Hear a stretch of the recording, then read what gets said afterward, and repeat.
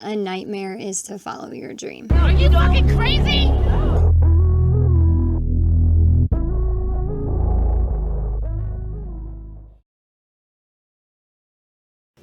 Hey artists, welcome back to my channel. I am home from Vegas. It was a lot of fun, but no, I did not win the jackpot. So, still broke. Sorry I wasn't able to post a video last week, but I'm hoping that you guys took it as a chance to catch up on my other posts. While I was in Vegas, I received a DM from someone on my Instagram, and it actually sparked today's video. The message said, "Have fun in Vegas, your life looks so exciting and like you're always having a great time. Love your songs, your voice, and you are so pretty. I wish I had your life." And they put a laughing face and a heart. Now, this is the nicest message I ever got. And I am so grateful for all the wonderful, amazing supporters that I do have on my Instagram.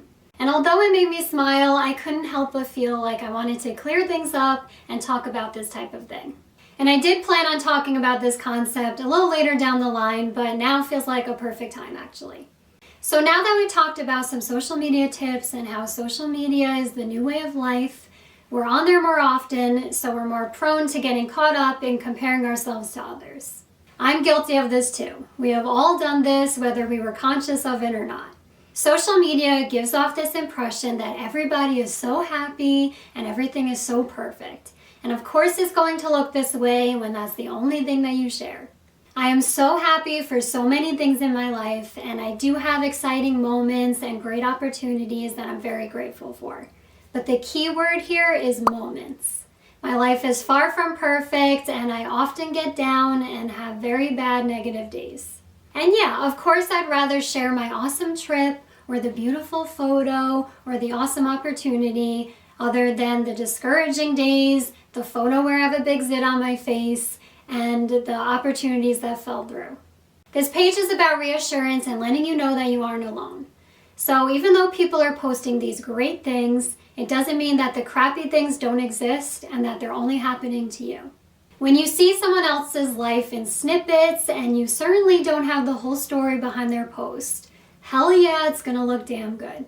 When I talked about my love-hate relationship with social media, this falls right into the category of the things I hate, because it can get very overwhelming to always feel like you're looking at everybody's wins and happiest moments.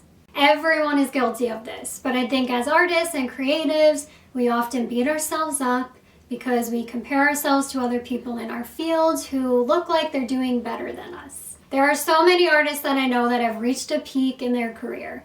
And, you know, everything looks like it's going so great for them, and maybe they weren't in the music industry as long as I was, so I feel like I'm inadequate and it makes me feel down. And we all have done this. It's only human. So this is one of the photos I posted on my Instagram story. And it looks like fun with a gorgeous view. And don't get me wrong, it was, but nobody knows about the screaming kid that was inside that little glass ball with us.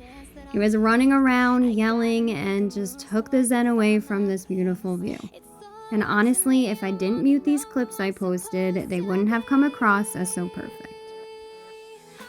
Alright, and in this next photo, you can't tell, but I was pretty pissed because while walking the Vegas Strip, I was dumb and managed to lose $20. So these are the things that nobody knows when they're looking at everyone's quote-unquote perfect photos on Instagram.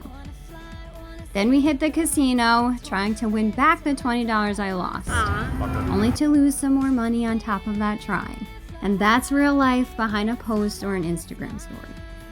So I think when these moments of comparing ourselves to others happen, I think it's extremely important to know ourselves and to know what triggers us. If following a certain person or celebrity makes you feel sad or inadequate, I think it's a good idea to take a break from looking at their content or to maybe unfollow them for some time.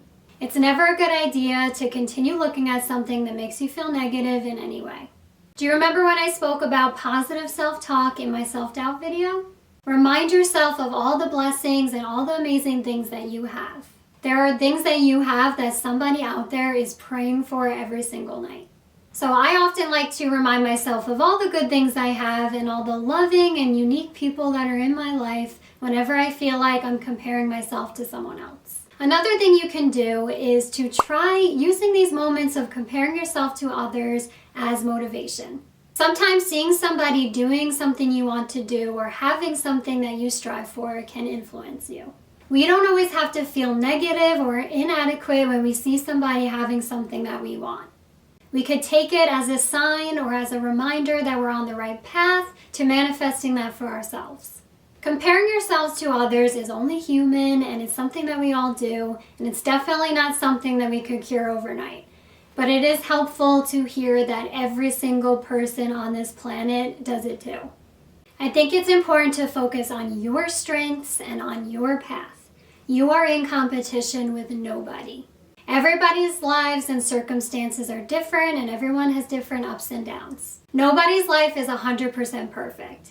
And in all honesty, I really don't think life is meant to be perfect anyway. Happiness is something to experience, not to achieve. So I just really wanted to share that and clear that up. So I really hope you could walk away from this video feeling a little bit better about yourself. Everyone is going to post their great stuff, and there's nothing wrong with it. You just have to remember that nobody's life is perfect. A post is a post, and it doesn't tell the whole story. If you have any advice on this topic, please feel free to leave a comment. It may help out another fellow artist. Don't forget to subscribe, and thank you guys so much for watching, and I will see you next week. I'm about to go run some extremely boring errands now, because that's real life. Bye guys, see ya.